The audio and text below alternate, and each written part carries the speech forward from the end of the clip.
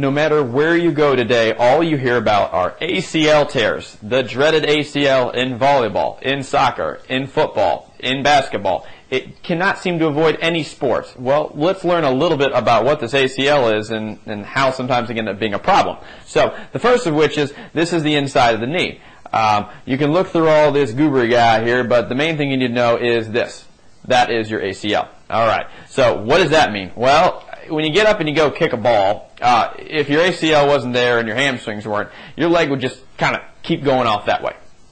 Alright, it also has a function where it prevents your knee from turning a little bit and going side to side, but those are all really specific medical things. What does it mean to you and your ACL? Okay, so here's the number one thing. First, if you are jumping, particularly like in basketball, it's not the jump I'm concerned about, it's the landing. Because remember, gravity never hurt anyone, but the ground did. Okay, so knowing this, if you land with straight knees or you land on your heels, this can cause the knee some problems as far as when you land.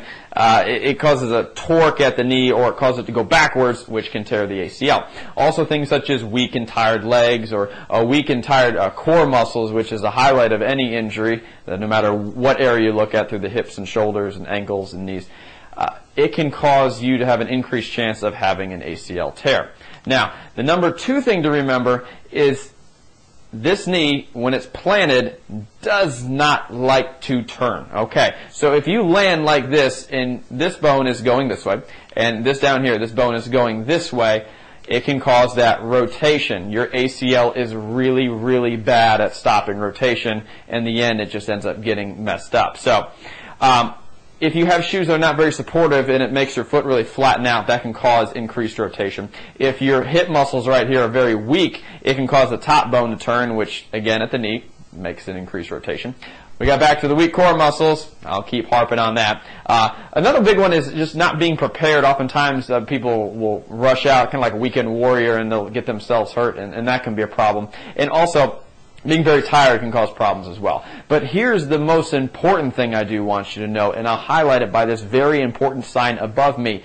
If you've had a previous injury, such as your ankle, as this young man is rapping here, and you don't want to tell anyone because you're afraid your coach might take you out and you don't want anyone to know you're hurt, you are doing yourself an injustice. Because if you have a hurt hip, a hurt back or stomach, or a hurt ankle, it will translate down into your knee, and your knee is the largest, most unstable joint in your body, which means that ACL is at an increased risk. So, if you hide it, you could end up on these crutches for a lot longer than you wanted.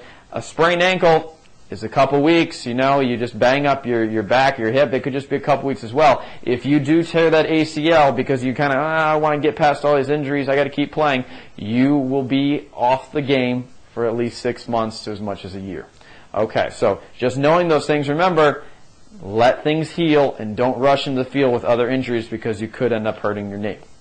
Alright, so if you end up hurting it though, we get to hang out and that's going to be a lot of fun, but I don't think you want that in the end. So, again, if you have any questions about what's going on with that ACL, feel free to check out the blog. We're going to keep adding stuff, and I hope this is helpful in making you realize, hey, there's a lot you can do to reduce your risk of injury.